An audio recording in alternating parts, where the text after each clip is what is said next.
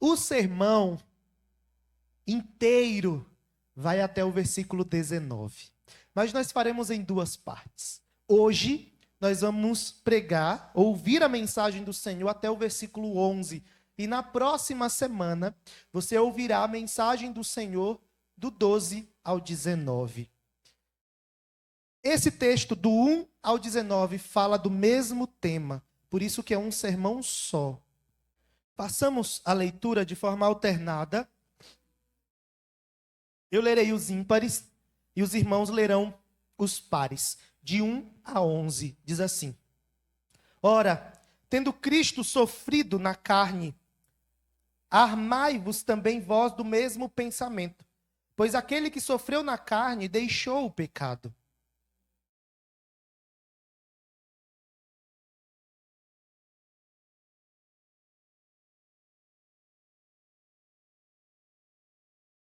Porque basta o tempo decorrido para terdes executado a vontade dos gentios, tendo andado em dissoluções, concupiscências, borracheiras, orgias, bebedices e em detestáveis idolatrias.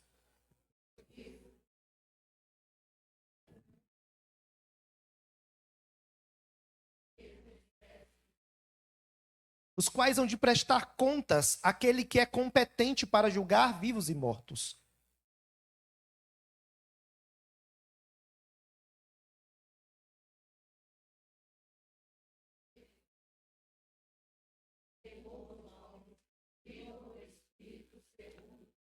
Ora, o fim de todas as coisas está próximo. Sede, portanto, criteriosos e sóbrios a bem das vossas orações.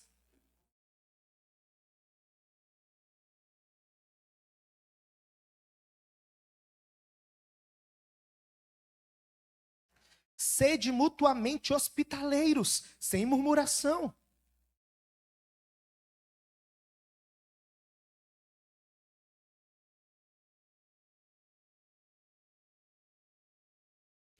Se alguém fala, fale de acordo com os oráculos de Deus. Se alguém serve, faça-o na força que Deus supre, para que em todas as coisas seja Deus glorificado por meio de Jesus Cristo, a quem pertence a glória e o domínio pelos séculos dos séculos. Amém. Que preciosidade, que preciosidade. Mas o fato é, muitos cristãos sofrem. E a gente vai continuar falando do sofrimento. Semana passada eu preguei sobre o sofrimento, até porque Pedro fala do sofrimento. E nós estamos seguindo aqui nos nossos sermões, pregando a carta de 1 Pedro. E eu queria que você se lembrasse de algumas perguntas que talvez você já tenha feito na sua vida. Como, por exemplo, por que o cristão sofre? Será que você está em pecado? Será que Deus está te castigando? Acho que a maioria aqui já pensou isso, né? Será que eu estou recebendo algum castigo de Deus? Será que eu não tenho fé suficiente? Será que é falta de fé? A Bíblia fala que se eu tiver uma pequeníssima fé, eu consigo mover montanhas, então por que minha vida está assim?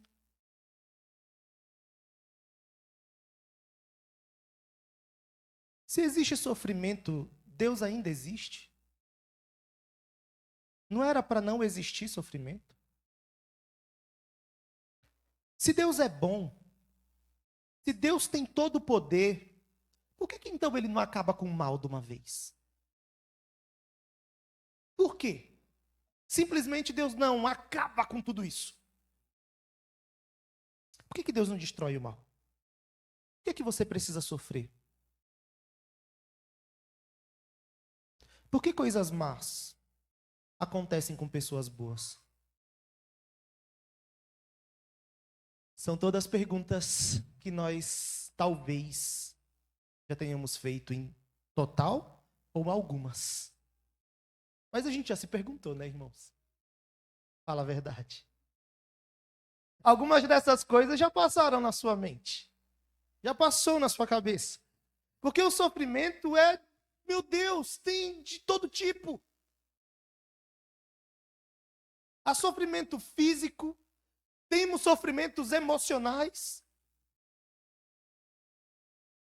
medo, ansiedade, produz sofrimento, sabia? Produz dor, humilhação, desprezo, solidão, perder alguém que amamos, o luto, né? Remorso, destruição do casamento, filhos perdidos ou desgarrados, filhos entregues às drogas, sofrimento emocional, que pode ser tão difícil quanto físico. Esse é um tema muito comum para todos nós. Abrange a nossa mente, abrange as nossas emoções, o nosso físico e o nosso espírito. O sofrimento é uma realidade para o cristão. E a Bíblia está cheia de relatos que dizem que Deus não nos poupa do sofrimento. Deus não te poupa e não te poupará do sofrimento. Eu não vim aqui para dizer para você que terá uma vida tranquila, porque você é servo de Deus. Muito pelo contrário. Eu vim aqui para dizer que você receberá notícias dificílimas, mesmo sendo servo do Senhor. Só que a diferença é que Deus se apresenta como alguém que caminha comigo e contigo. Deus caminha conosco enquanto sofremos. Nós não sofremos abandonados. Nós sofremos guardados pelo Senhor. Deus trabalha todas as circunstâncias, todas as dores da nossa vida para o nosso bem. Deus transforma as adversidades. Deus transforma o mal em bem. E mesmo que as circunstâncias não mudem, Deus é a razão da nossa alegria. Podemos nos alegrar enquanto sofremos. Agora, tudo isso aqui a gente já sabia, né? Com certeza, estou lembrando a você. Porque até aqui, a gente já sabia. Até aqui a gente pode até não gostar, mas a gente sabia. Qual é o propósito de Deus no teu sofrimento, então? Por que você está sofrendo? Por que você talvez esteja com um sofrimento de mais de 20 anos? 30 anos? 10 anos? Porque há problemas na sua casa? Qual é o propósito de Deus para você, então? Pedro nos traz alguns propósitos aqui, irmãos. Ele nos traz propósitos para que a gente consiga olhar para o sofrimento da maneira como eu acabei de descrever. E o primeiro é que o sofrimento nos ajuda a vencer o pecado. Uma das formas de Deus nos ajudar a vencer o pecado é através do sofrimento. O sofrimento faz o pecado perder o poder na nossa vida, irmãos. O sofrimento, ele tem duas funções. Ou ele, resumidamente, ou ele vai te endurecer ou ele vai te amolecer. O ímpio, aquele que não tem Jesus, quanto mais ele sofre, mais longe, mais distante, mais duro ele fica. O justo, quanto mais sofre, mais prostrado ele fica. Eu tenho certeza que se eu perguntasse ao presbítero Vitor quais foram os dias de maior fraqueza dele, ou de maior sensibilidade, seria o hospital, Vitor? Seria, né? Porque eu não lembro, na história recente do presbítero Vitor, um problema maior do que ele tenha passado nesses últimos tempos. Quando nós sofremos, nós estamos mais sensíveis à voz de Deus. Nós estamos mais sensíveis à palavra de Deus. É mais ou menos o seguinte, e isso é inegável, irmãos. Às vezes você está ali, se distanciando do Senhor. Às vezes você está ali se afastando do Senhor. Às vezes você está ali mais longe do que Deus quer para você. Aí o que Deus faz? Permite você passar por lutas. Porque se você for um justo, você vai voltar-se para Deus enquanto sofre. O sofrimento também existe por causa do nosso afastamento de Deus, ou mesmo do nosso distanciamento do que Deus quer para a nossa vida agora. A época que você mais orou, lembra aí, quando foi? Provavelmente você estava sofrendo. A época que você mais se viu diante de Deus, ajoelhado diante do Senhor, contrito e quebrantado. Aquela época em que talvez você faltou pouquíssimos trabalhos na igreja. Eu imagino que tenha sido épocas de muito sofrimento. Normalmente é nessas horas que a gente se vê mais perto de Deus. E pensa, Pedro traz aqui o exemplo do sofrimento de Cristo. Porque esse exemplo nos ajuda a enfrentar o sofrimento com a mesma disposição. O cristão não é melhor do que o seu Senhor. Se o mundo perseguiu a Cristo, tu acha que não vai perseguir você? Se o diabo tentou tudo contra Cristo, tu acha que tu não será alcançado por lutas e desafios trazidos pelo mundo, pela perseguição, pela própria carne, pelo diabo? Vai! Ele tentou contra o Senhor. Não tentará contra os servos, contra os filhos do Senhor? O sofrimento nos leva a entender, irmãos, que não vale a pena viver pelos prazeres deste mundo. A pessoa mais promíscua num leito de hospital tende a ficar mais quebrantado, mais acessível. Eu sei que tudo tem exceção, né?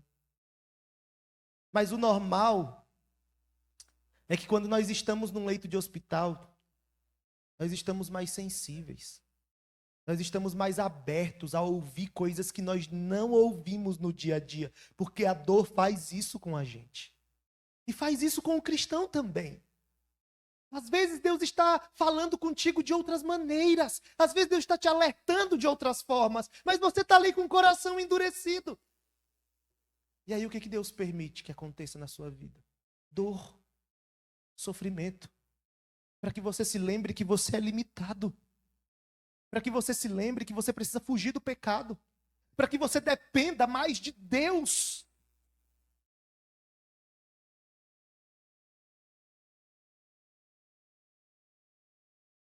Diante do sofrimento você tem duas escolhas: pecar ou se prostrar. O ímpio vai pecar. E o justo vai se prostrar.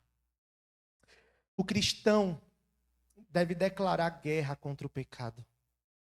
Pedro diz assim: ora, tendo Cristo sofrido na carne, armai-vos também vós do mesmo pensamento, pois aquele que sofreu na carne deixou o pecado. Pedro nos convoca a lutar contra o pecado. Precisamos ser soldados, ser como soldados. Colocar nossa armadura de batalha, armar-se para o combate, mas não um combate físico, e sim espiritual. E nessa guerra espiritual nós precisamos nos afastar do pecado. Além disso, o sofrimento nos ajuda a conhecer a vontade de Deus. O texto diz: para que no tempo que vos resta na carne, já não vivais de acordo com as paixões dos homens, mas segundo a vontade de Deus. Quando a gente resiste ao pecado, isso nos possibilita conhecer a vontade de Deus para nós. Porque o pecado nos afasta de Deus. O pecado nos afasta da vontade de Deus. Quanto mais pecamos, mais longe nós ficamos da vontade de Deus para nós. E a vontade de Deus é leve. A vontade de Deus é suave para nós. Aí ele também fala no verso 3. Que lutar contra o pecado, enquanto sofremos, faz com que a gente não tenha saudade do passado. Vamos ler juntos o verso 3, todos juntos. Volta lá, verso 3. Porque basta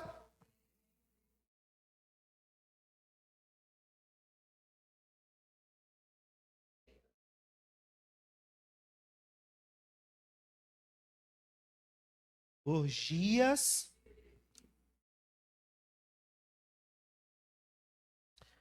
quando a gente resiste ao pecado, isso nos ajuda a lembrar da nossa escravidão passada. e da grandeza da nossa redenção hoje e da recompensa que nós teremos um dia. O cristão não pode ter saudade do seu passado de escravidão do pecado. Enquanto resistimos ao pecado, nós olhamos para trás e nos lembramos que não temos saudade desse tempo. Há ocasiões em que olhar para o passado é complexo, mas existem situações em que nós precisamos olhar para trás para nos lembrar que nós hoje estamos muito melhores do que já estivemos. O texto fala de dissoluções, concupiscências, borracheiras, orgias, bebedices, detestáveis idolatrias. O texto fala de pecados que foram abandonados. Antes vocês viviam assim. Agora vocês vivem como servos de Deus, vocês são diferentes. Vocês têm uma vida diferente. Sabe por quê? Porque uma pessoa se torna semelhante àquilo que ela adora. Quem disse isso foi MacDonald. Uma pessoa se torna semelhante àquilo que ela adora. A gente falava hoje na classe de novos membros, na reunião do conselho com uma irmã da igreja. E ela falava de como seu Instagram tinha coisas do Senhor. De como a sua casa tinha coisas do Senhor. De como na sua casa eles ouvem muitas pregações e cânticos. Sabe por quê, irmãos? Porque a nossa vida reflete quem adoramos. Às vezes você passa a semana inteira, você não lê a Bíblia, você não ora, você não busca a Deus, você não rejeita pecado, você não ouve um cântico. Provavelmente você está adorando outra coisa que não seja o Senhor. A sua vida reflete quem você adora. E o sofrimento nos faz olhar para o nosso pecado, abandonar o nosso pecado, lembrar de onde Deus nos tirou, para que hoje consigamos viver de forma mais digna daquilo que Deus quer para nós. O sofrimento nos faz abandonar os nossos pecados. O sofrimento nos ajuda a lutar contra os nossos pecados. O sofrimento nos ajuda a não voltar para a lama que nós vivíamos. O sofrimento é importante para te manter em santidade diante de Deus. Tem situações que você só vai ser moldado a Deus e à vontade de Deus por meio do sofrimento. Além disso, do verso 4 a 6, o sofrimento nos ajuda a testemunhar de Cristo. Então, primeiro, o sofrimento nos ajuda a vencer o pecado. Mas, em segundo lugar, o sofrimento nos ajuda a testemunhar de Jesus. Qual é a época que a gente mais testemunha, irmãos? É enquanto sofremos. Lembra de Jó? A maior história de sofrimento da Escritura.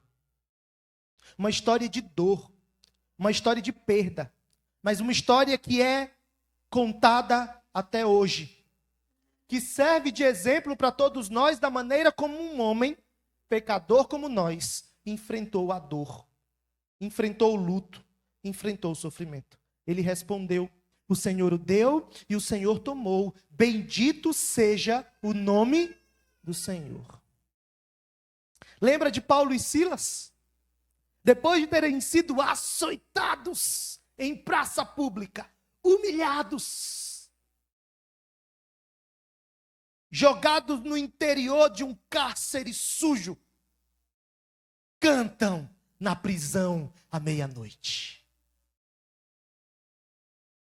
Isso impactou os prisioneiros. Isso trouxe salvação ao carcereiro e à sua família. Mas olha que interessante. Eles foram alcançados pelo sofrimento dos servos de Jesus, que foram açoitados, lançados na prisão. Lembra de Estevão? Foi acusado injustamente. Tem um brilho no rosto como se fosse um anjo. Mesmo apedrejado. A Bíblia diz que ele intercedeu por aqueles que o apedrejavam. Imagina, irmãos, pedras sendo jogadas em você, pedras grandes, não são pedrinhas para machucar, são pedras para matar. E no meio da dor, da perseguição, Estevão ora por eles. Jesus, mesmo pregado na cruz, tem palavras de amor nos seus lábios. O sofrimento nos ajuda a testemunhar, irmãos. A sua dor será útil na vida de outras pessoas. E eu volto aqui à história de Jó. A Bíblia fala que ele casou com outra mulher? No final da história? Não, né?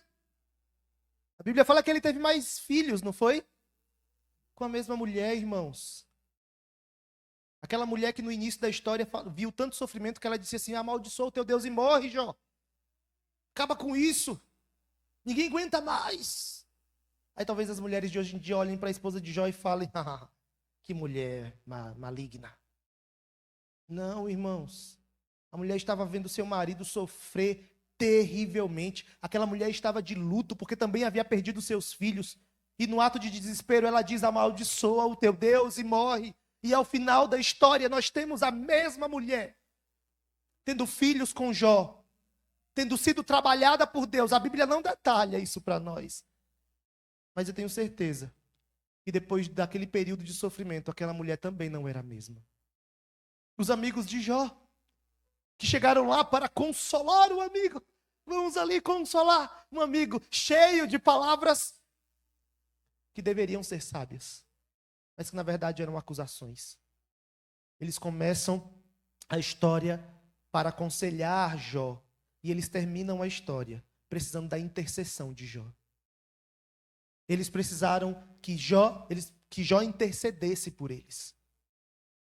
Eles começaram sendo aqueles que foram lá para consolar e demonstraram durante a história que eles mesmos não conheciam a Deus como deveriam. E Jó intercede por eles. E a Bíblia diz que Deus mudou a sorte de Jó enquanto este orava pelos seus amigos. Sofrimento. A Rose usou uma frase bonita na época do... Até anotei, mas eu perdi aqui. Produzir testemunho, como é que é? Gerar testemunho dói. É sua essa frase? Não? Eu ouvi a primeira vez, acho que foi a Rose falando, ou escrevendo, não sei. Enquanto passava pela luta com o presbítero Vitor. Gerar testemunho dói. E é exatamente isso aqui. Ser testemunho não é fácil. Dói. Dói. A gente tem que pedir oração, a gente tem que se ver dependente, a gente tem que se colocar numa posição que a gente não gosta, porque a gente gosta da posição de estou bem, não preciso de ninguém, sou seguro sem nada. Aí Deus vai e nos coloca numa posição de eu necessito, eu preciso. Orem por mim, clamem pela minha vida, pela minha família. E quando Deus restaura a sua casa, fortalece você, ou mesmo que Ele não mude nada, mas através da sua vida e do seu testemunho, as pessoas olham para você e elas veem a graça de Deus, mas isso por meio da dor, do sofrimento.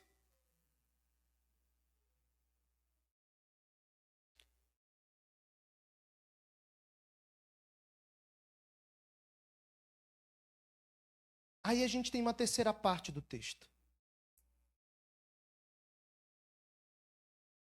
Versículo 7 em diante.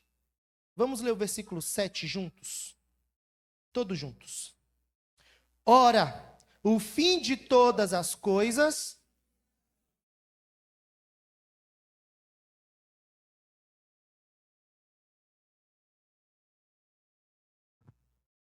A partir daqui,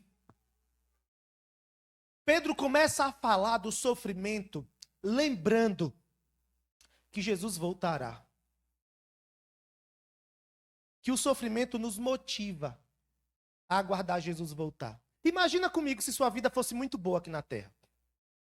Se você tivesse tudo o que você queria. Imagine uma vida em que tudo que você pensar de bom você vai ter. Imagine uma vida com um padrinho mágico. Em que você fala, hoje eu estou a fim de ter um carro novo. Ele vai, carro novo. Imagine uma vida, hoje eu estou a fim de comer o melhor chocolate do mundo. Você ia pensar no céu quando? Você iria querer ir para o céu quando? Você ia querer que Jesus voltasse quando? A verdade é que nunca. Essa vida é boa demais. Para que eu vou sair daqui? Eu tenho tudo que eu quero. Eu penso e acontece. Todos os meus desejos são satisfeitos. Eu não tenho solidão. Eu não tenho dor nenhuma. Não tenho sofrimento emocional nenhum. Para que eu vou querer viver no céu?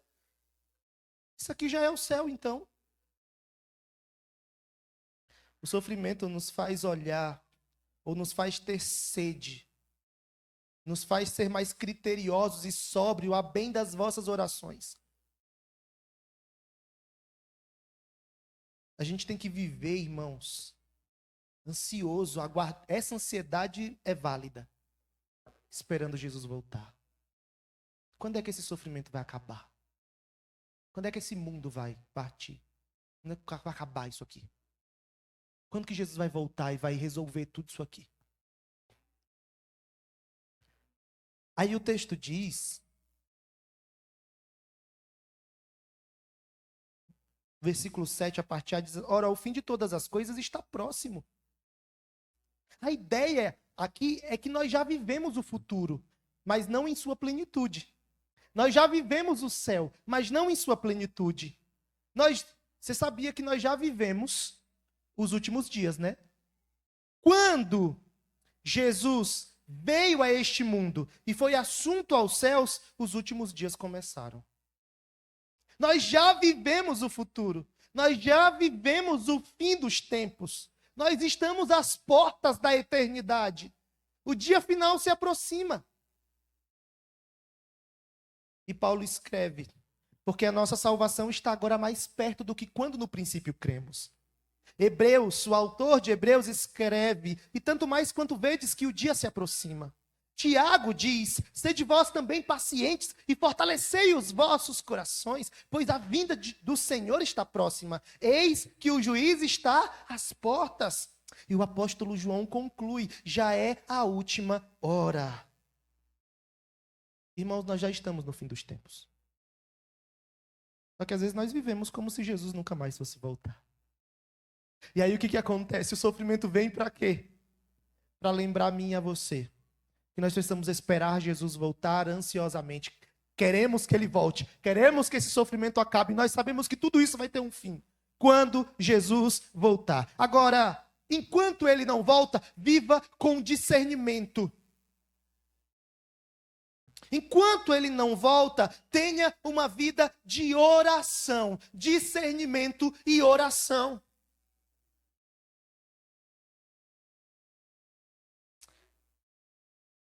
Há um quarto motivo.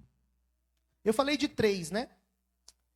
Primeiro deles, o sofrimento nos ajuda a vencer o pecado. O sofrimento nos ajuda a testemunhar de Jesus. O sofrimento nos ajuda a aguardar a segunda vinda de Cristo com mais vigor. O sofrimento nos ajuda a colocar os dons que Deus nos deu a serviço do seu povo. Verso 10 e 11. E eu já estou partindo para o final. Leiamos juntos. Verso 10 e 11, todos juntos. Servi uns aos outros.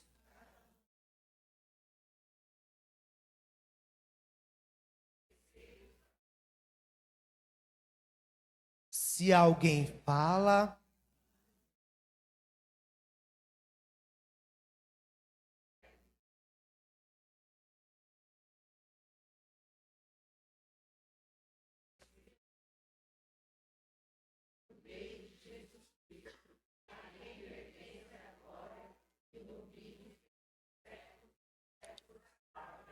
Sofrimento é oportunidade de serviço e de servir quem sofre. Irmãos, esse texto é muito bonito porque ele nos coloca numa posição de usar os nossos dons para o auxílio uns dos outros. A Bíblia fala que há amigos mais chegados que irmãos. E sabe quando que a gente mais produz esses amigos? Na hora do sofrimento. Na hora da dor. Porque é nessas horas em que pessoas que a gente menos espera estendem a mão para nós.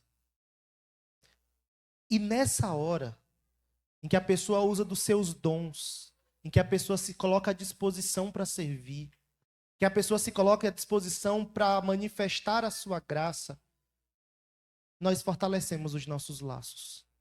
Os laços na igreja são sempre diferentes. Porque nós somos pessoas diferentes. Mas eles podem ser fortalecidos por meio do sofrimento. Eu não me esqueço, por exemplo, de uma atitude da Bia, entre tantas outras, né? Que eu poderia citar.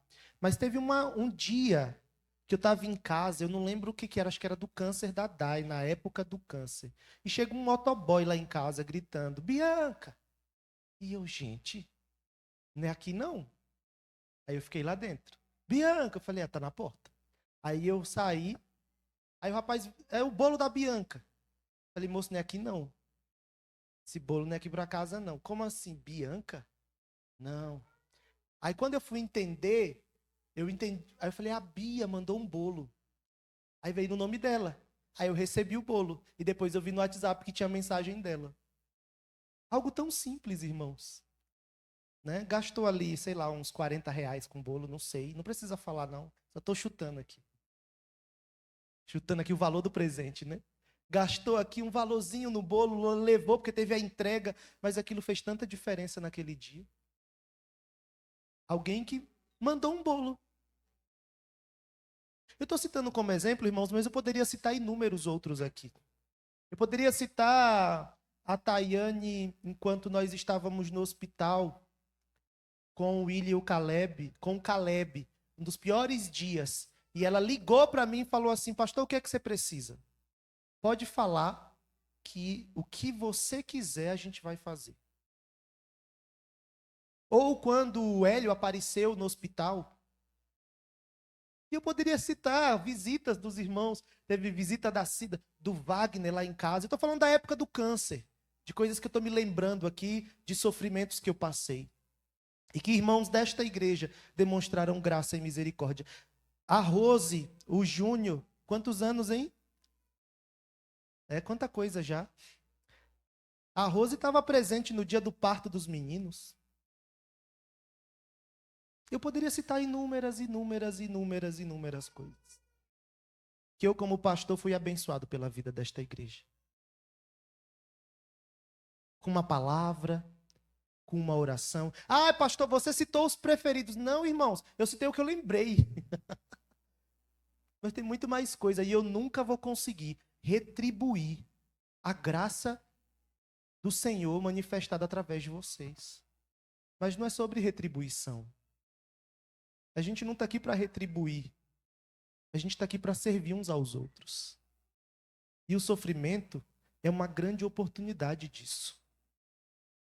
A gente precisa ouvir um pedido de oração e se perguntar, como que eu posso ajudar? Se for só orando, ótimo. Mas às vezes uma mensagem. Às vezes um bolo. Às vezes um abraço. Uma visita. Eu acho tão legal quando me visitam, porque eu visito tanta gente e eu não recebo visita. Não da ovelha, vim aqui orar por você, mas já recebi. As irmãs aqui, por exemplo, já foram lá em casa para orar comigo. Olha, coisa boa, meu Deus. A gente se sente querido e amado. Né? O Caleb está todo... Hoje de manhã ele falou assim, papai, eu quero que alguém vá lá em casa hoje. Falei, filho, não chamei ninguém vai lá hoje não. Aí antes de começar o culto, Ele veio aqui de novo e falou: papai, hoje eu quero que alguém vá lá em casa. Falei: ficou difícil, porque eu não falei com ninguém para ir lá em casa hoje. Na correria, né? Mas eu acho isso legal, porque é uma criança, tá aprendendo e ama receber pessoas. Quero que alguém vá lá em casa hoje. Talvez não dê para ir hoje, mas a gente precisa ensinar aos nossos filhos e a gente precisa exercer a hospitalidade. Está aí no texto, irmãos. Eu preciso ser hospitaleiro e ser hospitaleiro sem murmuração. Até as crianças já voltaram para me dizer: ó, pastor, já deu hoje. As nossas crianças vão sentar aí bonitinho, tá bom? A Dai subiu com elas mais cedo.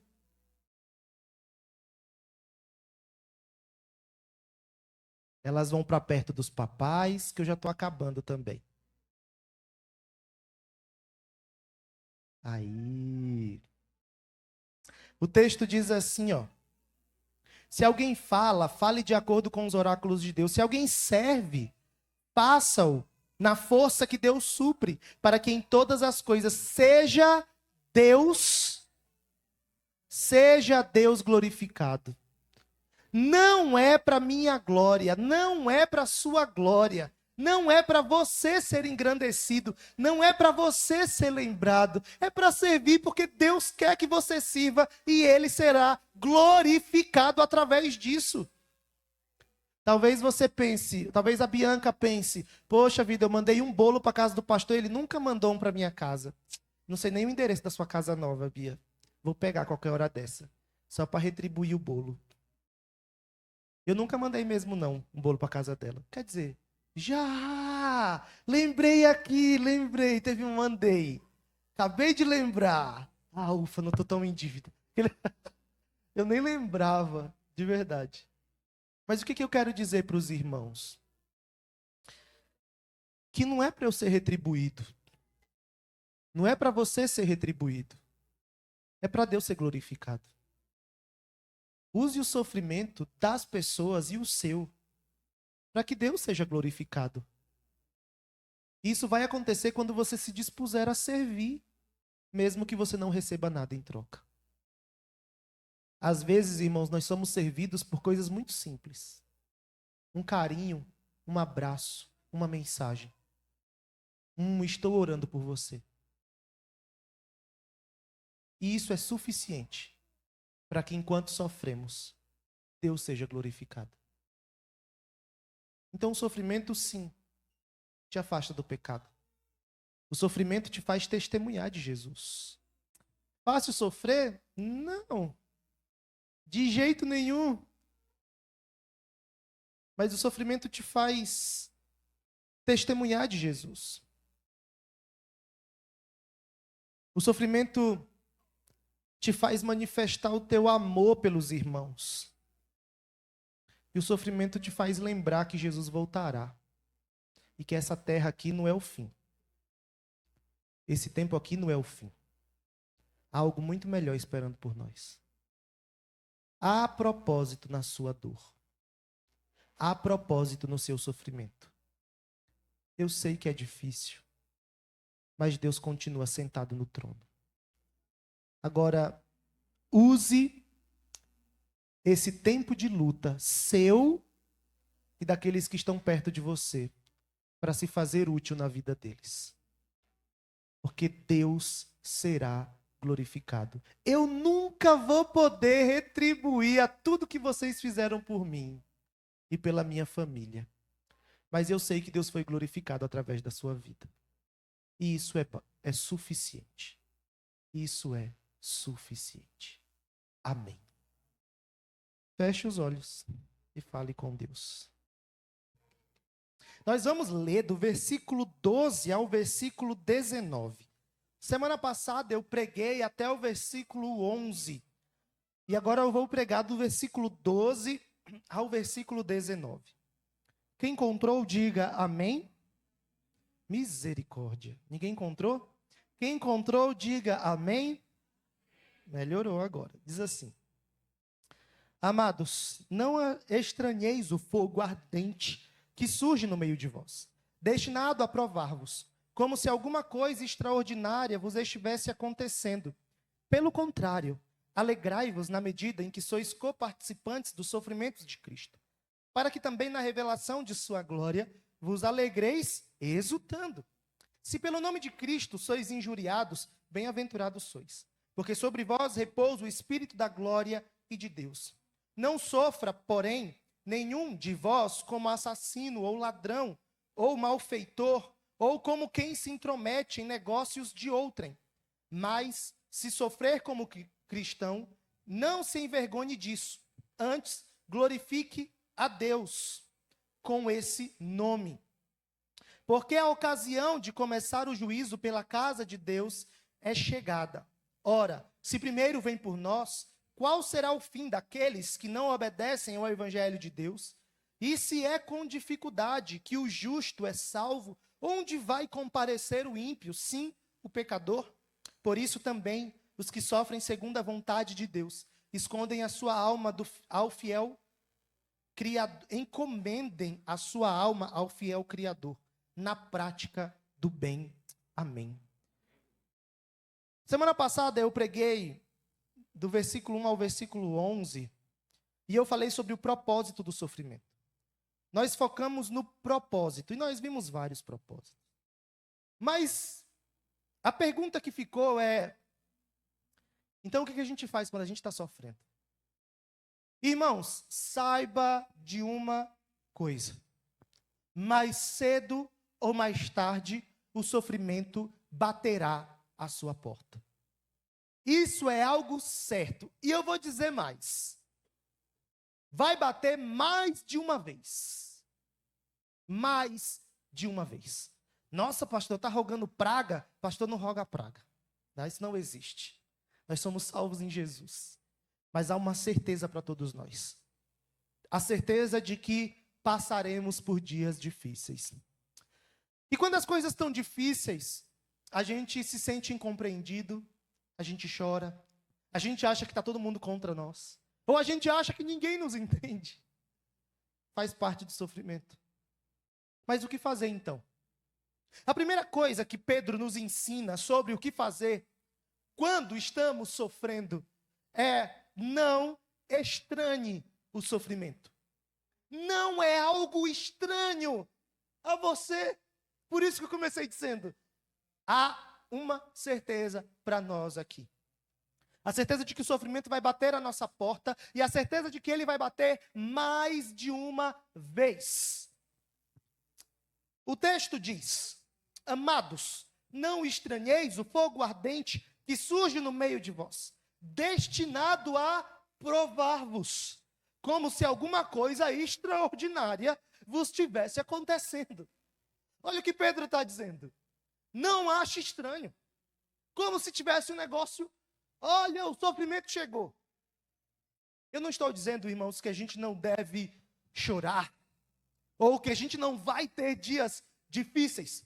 O que eu estou dizendo é que nós não devemos estranhar. Essa igreja tem alguns anos de vida. E nesses anos nós já passamos por muitas coisas. Você tem anos que Deus lhe concedeu. E você já passou por muitas coisas. Então a gente aprende, à luz desse versículo, que o sofrimento é compatível com a vida cristã. O cristão não pode estranhar o sofrimento, como se fosse algo que não fizesse parte da sua vida, como se fosse algo que nunca fosse chegar, inclusive por ser cristão. Muitas vezes nós falamos, mas Deus, eu sou teu filho. Por que eu estou passando por isso? São os porquês da vida, né? Mas Deus, eu sou teu filho. Deus, eu te servi até aqui. Deus, eu entreguei minha vida ao Senhor. Por que eu estou passando por isso? Saiba que o sofrimento é compatível com a vida cristã. O cristão deve esperar as provações. Olha que diferente. Além de não estranhar, eu tenho que esperar. Esperar. Pensa comigo. O mundo perseguiu a Jesus, não foi? O que vai restar para a gente, irmãos? Se o próprio Cristo, Deus encarnado, veio a esse mundo e sofreu, Em 2 Timóteo capítulo 3, versículo 12, o apóstolo Paulo diz: ora, todos quantos querem viver piedosamente em Cristo Jesus serão perseguidos. 1 João 3,13. Irmãos, não vos maravilheis se o mundo vos odeia. Paulo novamente diz em Atos capítulo 14, através de muitas tribulações, nos importa entrar no reino de Deus. E João capítulo 16, versículo 33 diz: no mundo passais por aflições, mas tende bom ânimo, eu venci o mundo. Está na Bíblia. E o sofrimento nos ensina. O sofrimento ensina a cada um de nós quem Deus é. Se nós enxergamos o sofrimento dentro da perspectiva bíblica e entendemos que esse sofrimento traz para nós, ou é vindo do próprio Deus, vai trazer para mim e para você ensino. Nós temos que aproveitar a dor para aprender. Para aprender. Nós não queremos sofrer em vão. E nós não vamos sofrer em vão se nós entendermos a luz da palavra de Deus. Se nós entendermos o que Deus quer nos ensinar. Quando a gente está sofrendo, a pergunta não deveria ser por quê, no sentido de questionar a Deus. Deus, eu estou aqui te questionando, porque eu não deveria passar por isso. A pergunta real deveria ser: Pai, o que o Senhor está me ensinando? O que eu preciso aprender através desse sofrimento? O que o Senhor quer que eu aprenda hoje, através da dor que eu sinto? O sofrimento vem para nos provar, não para nos destruir. Nós somos provados, irmãos, para que aprendamos o que o Senhor tem a nos ensinar. O fogo ardente é a mesma ideia do fogo da fornalha. É a ideia de onde o metal é purificado. Mas o fogo só destrói o que não presta. Porque o fogo purifica o metal. Quando chegar em casa, dá uma pesquisada no Google. Purificando metais no fogo. Você vai ver que o metal vai ser muito, muito melhor depois de ter passado pelo fogo. E nós também seremos muito melhores depois de provados, depois de passar pelo fogo. Imagina, irmãos, depois que Sadraque, Mesaque e Abidnego saíram do fogo, Vitor, ele fez cara para mim, irmãos, eu não ia nem falar do fogo dele, que ele passou. Vitor miserável. Ele fez a cara, eu ia falar de Sadraque, Mesaque e Abidnego, mas a gente tem um Sadraque e um Mesaque na igreja, né? Ele foi um pouco chamuscado, mas está vivo para a glória do Senhor. Imagine depois, eu vou chegar no Vitor já, mas imagine depois que Sadraque, Mesaque e Abidnego passaram pelo fogo, como que eles viram a Deus, ou como que eles passaram a enxergar a Deus. Tenho certeza que totalmente diferente. E a gente tem aqui o presbítero Vitor, né, que também passou pelo fogo, literalmente. E através da provação do presbítero Vitor, nós aprendemos. Nós somos melhores, imagina ele. Tenho certeza que ele conhece a Deus muito melhor agora. Ele recebeu o prontuário, né, do hospital e ele me assustou com uma notícia. É público, pode falar? Então tá bom. Ele me assustou com a notícia de que no dia 4, ele se acidentou no dia 1º, né? No dia 4, ele começou a ter falência dos órgãos. Eu esqueci o nome que dá. Choque séptico. Ele começou a subir as escadas. E Deus travou no meio. E falou, volta aqui. Ainda não. Tem muito para trabalhar ainda. E eu fiquei assustadíssimo quando ele me falou. Porque essa não foi uma notícia passada à família, né? Eu imagino que os médicos não diriam isso não queriam assustar mais a família. A Carol aqui trabalha no hospital, né, Carol? Imagino que não é algo que se diga, família. Mas olha que provação, irmãos. Quase que vai. No dia 4, alguns dias depois do acidente. E eu fico pensando que depois de tudo isso, o presbítero Vitor, sua família e nós como igreja, precisamos ver Deus de outra maneira, diferente do que víamos antes. Porque Deus cumpriu o seu propósito e Deus nos ensinou. Olha que interessante. Foi a época que a igreja mais orou. Teve reunião de oração com 50 pessoas. Um avivamento nessa igreja. Reunião de oração com 50 pessoas. Por quê? Porque o sofrimento nos ensina. Só que a gente deveria ter guardado os ensinamentos, né? Só que a gente, quando as coisas estão bem, quando as coisas estão boas demais, a gente se esquece fácil do que Deus nos ensinou. Mas o sofrimento é pedagógico. E o Salmo diz assim, o Salmo 66 que nós lemos: pois tu, ó Deus, nos provastes, acrisolaste-nos como a crisola prata. Irmãos, Deus está dizendo, olha, que Ele nos prova. Do mesmo jeito que Ele acrisola a prata, do mesmo jeito que Ele purifica a prata. E como que é? Pelo fogo, irmãos. Pelo fogo, pela dor, pelo sofrimento. Satanás quis destruir Jó. E o que foi que Satanás fez? Trouxe provações. Imagina aquele homem depois de perder tudo. Imagina aquele homem depois de perder a sua saúde.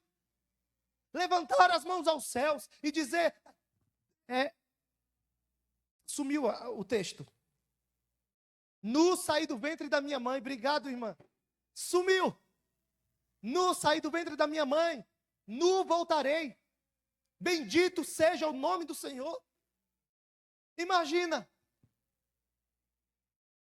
Porque o sofrimento nos ensina. E nós precisamos entender que há dores, há lutas que Deus traz para a nossa vida. Mas não para nos destruir. Para nos purificar. Para nos fortalecer. Para nos melhorar. O diabo tentou destruir a Jó, mas ele saiu mais purificado de tudo aquilo.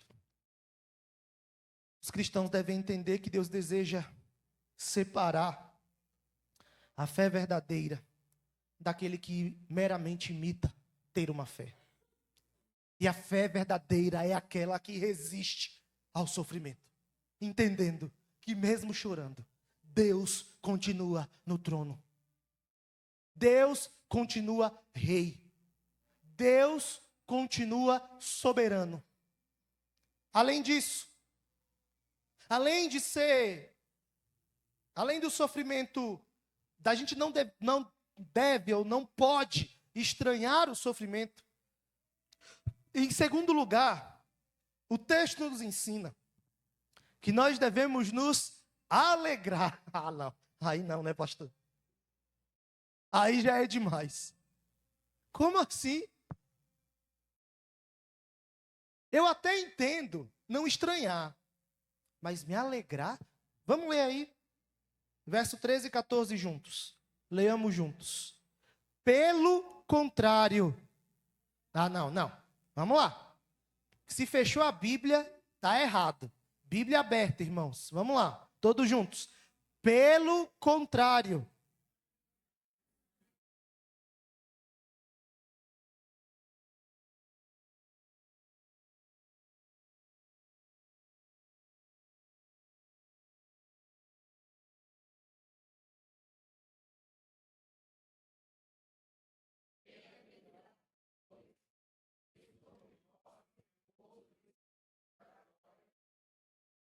Mas que alegria é essa?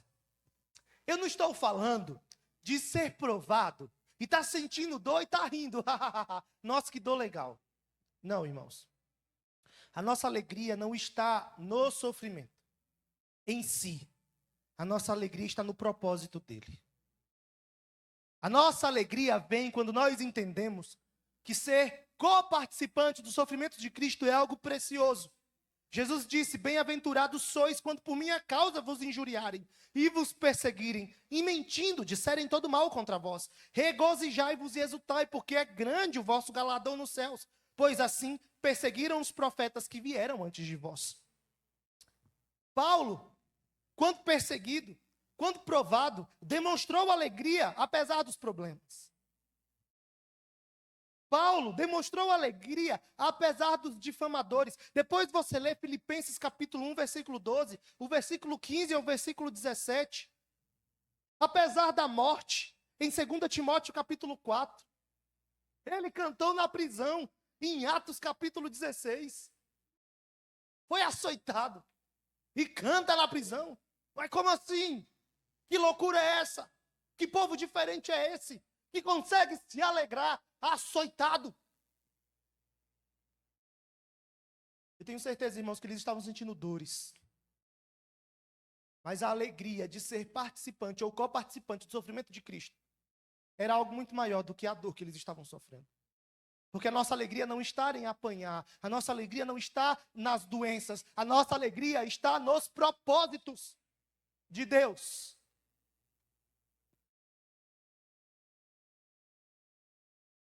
A gente sabe que há muito mais valor no que é eterno do que temporal. E sabe quando a gente não entende o sofrimento? É porque a gente dá valor demais às coisas desse mundo. Engraçado que eu estava pensando nisso hoje, eu estava falando: Deus, eu preciso pensar nesta vida como passageira. Porque a gente começa a se apegar às coisas dessa vida. E a gente começa a querer que as coisas sejam eternas. Mas o próprio Senhor diz que nosso tempo passa, como neblina, logo se dissipa. A vida acaba aqui. É passageiro. Então eu preciso dar menos valor a algumas coisas e valorizar outras que são realmente preciosas. Se você parar para pensar durante esta semana, você valorizou mais as coisas do reino de Deus, eternas, ou as passageiras? Tem uma pessoa que a Dai gostava muito. Ela faz alguns cursos. E ela fez um curso de um psicólogo. Ele estava para disputar, inclusive, a presidência do CFP, que é o órgão federal de psicologia. E ela acompanha. E um dia, ele estava dando um curso. No dia seguinte, chega a notícia de que ele havia falecido. E a Dai ficou extremamente sentida. Muito novo, muito jovem. Muitos seguidores na internet. Muitos cursos. Um dia dando um curso. E no outro, já não estava mais aqui. E a Dai veio comentar comigo isso, né? E ela disse que estava orando a Deus. Porque ela se lembrou que a vida é muito passageira. O que você está valorizando? Ela está valorizando demais coisas que não deveriam ser valorizadas. O sofrimento nos faz ver que a vida passa. O sofrimento nos faz ver que a nossa alegria não se baseia nas coisas deste mundo. Que a minha alegria não tem por base o quanto de salário eu ganho no fim do mês. Mas a minha alegria tem por base Jesus. E mesmo que eu não tenha nada, eu tenho a Jesus. E isso precisa ser suficiente para que eu me alegre no sofrimento. O sofrimento nos une à pessoa de Jesus, né? Nós somos coparticipantes. Não no sentido de que vamos morrer na cruz, ou que o sacrifício vicário de Cristo é o mesmo que o nosso. Não é a mesma ideia. Mas a ideia é de que Cristo sofre conosco e nós sofremos com Ele. quando nós padecemos e quando nós sofremos.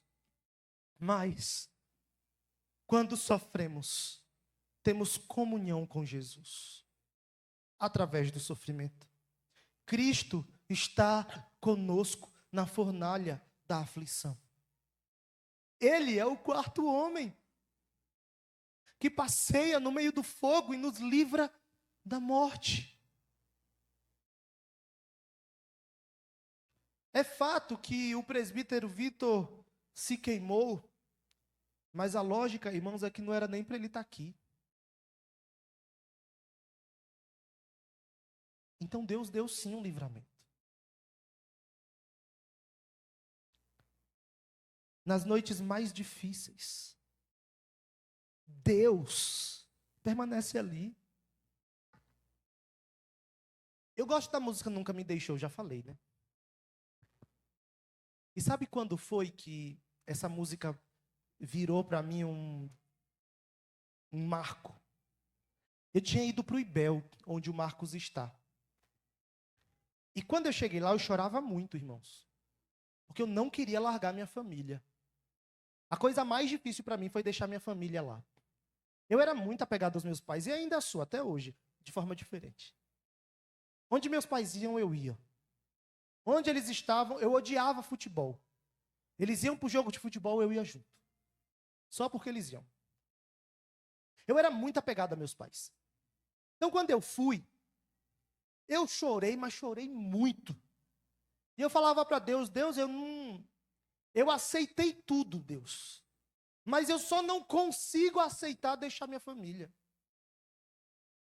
E eu falava com Deus. Eu vou embora, porque está muito difícil. E um dos dias mais difíceis para mim foi o feriado de carnaval.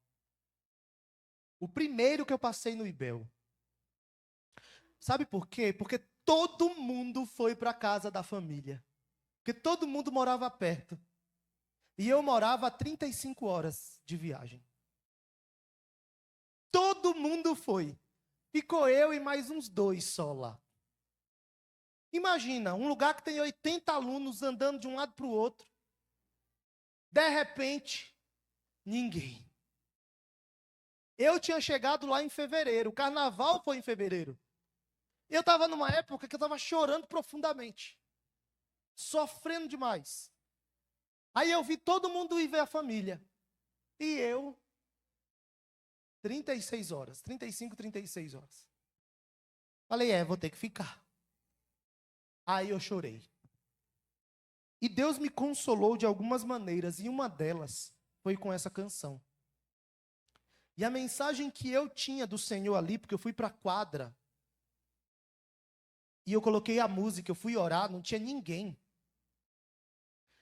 E eu coloquei essa música para tocar, e aquilo fez muito sentido para mim. Porque não tinha ninguém no Ibel. Eu estava distante de todo mundo que eu amava. Sozinho, literalmente.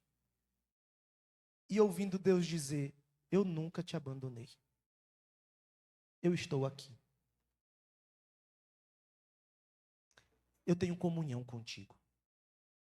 E eu sou suficiente para você se manter aqui. E eu estou aqui até hoje. Poderia ter ido embora. Mas ali eu precisei entender que Deus era suficiente para mim. E Ele precisa ser para você.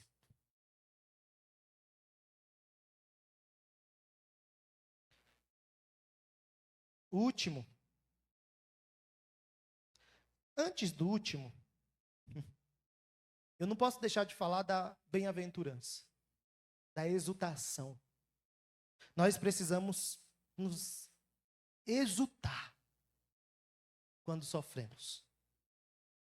Não é ir para a caverna como Elias fez, mas é exaltar a Deus, adorar a Deus, mesmo sofrendo. Agora sim, a última lição do texto, que está do versículo 15 em diante, é que você precisa avaliar o sofrimento. Você precisa avaliar por que você está sofrendo. Nem todo sofrimento é da vontade de Deus. Olha o versículo 19, vamos ler juntos. Por isso, também os que sofrem.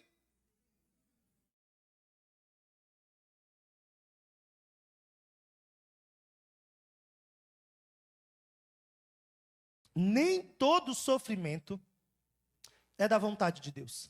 E nem todo sofrimento glorifica a Deus. Lê o versículo 16 aí, todos juntos. Mas, se sofrer como cristão,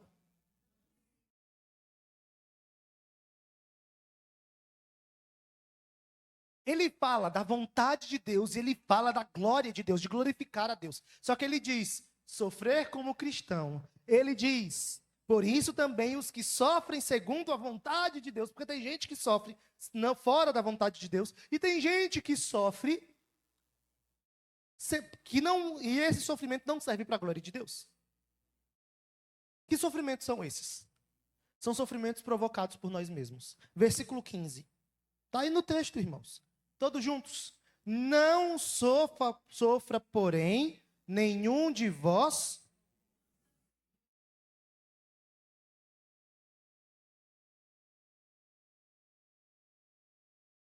Existem sofrimentos que nós causamos por causa do nosso pecado e das nossas escolhas. É mais ou menos o seguinte, simplificando aqui, seria assim: não posso comprar um apartamento. Aí eu compro um apartamento sem poder. Aí eu me endivido. Aí os boletos começam a chegar. As coisas começam a ficar difíceis. Eu estou sofrendo. Aí depois eu digo, Deus, tu está me provando, Pai. Será que é Deus mesmo? Ou foi você que se colocou nessa prova? Compreende a diferença? Tem provação que você escolheu passar. Tem provação que vem porque você pecou. E essa provação não serve para a glória de Deus. Deus pode até fazer com que algumas coisas voltem para Ele e te ensine através daquilo. Mas você não pode colocar na conta de Deus um sofrimento que você escolheu passar. Existem sofrimentos que são causados por você a si mesmo. Adulterei. Traí minha esposa, traí meu marido. Meu marido não quer continuar casado comigo e eu estou sofrendo muito. Deus está me provando. Não. Não. Você se colocou aí. Olha que diferença, né? Porque eu posso falar da aprovação do presbítero Vitor como uma aprovação vinda de Deus para ele. Mas de alguém que adulterou e está sofrendo por perder a esposa ou o marido, não dá. De alguém que se endividou porque fez o que não pode, não dá. Tem provações que vêm por causa das suas escolhas erradas. E o sofrimento por causa do pecado é vergonhoso e precisa ser. A gente precisa ter vergonha de estar passando por provação por causa do nosso pecado. Não sofra nenhum de vós como assassino, ou ladrão, ou malfeitor. O cristão não pode ser uma pessoa violenta, desonesta, bisbilhoteira, gosta da vida dos outros. Tem gente que gosta de falar assim, ó. Ivone, pecadora, fez isso, isso e aquilo. E o pastor não faz nada. Aí eu pergunto para a pessoa, você pode provar o que você está falando? Aí a pessoa diz, não, pastor, eu ouvi. Eu falei, então eu tenho que exortar você, não é ela. Não é a Ivone que precisa de exortação. É você. Você precisa ser exortado. Porque você está falando do que não pode provar. E se você não pode provar, é melhor que se cale. Estamos acobertando o pecado? Não. Porque eu nem sei se tem. Como que eu vou tratar algo que não existe? Ou que eu não posso provar que existe? Aí a Bíblia fala, vai olhar o argueiro que está no teu olho. Tira o pecado do teu. Cuidado. Ser bisbilhoteiro, cuidar da vida dos outros, também é pecado. O sofrimento pelo evangelho é honroso. O sofrimento porque você é cristão é honroso. O sofrimento porque você pecou é vergonhoso. E você precisa saber distinguir qual é o sofrimento que vem como provação de Deus e qual é o sofrimento que é vergonhoso por causa do seu pecado. E por fim, finalizando, o juízo de Deus começa dentro da igreja, irmãos. O texto diz.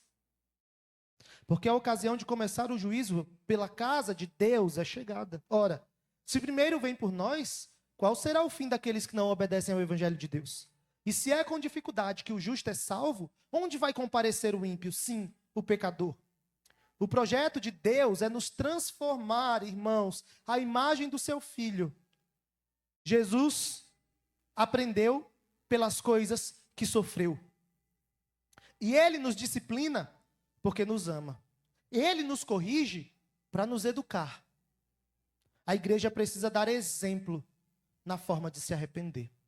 Não podemos chamar o mundo ao arrependimento se estivermos vivendo em pecado.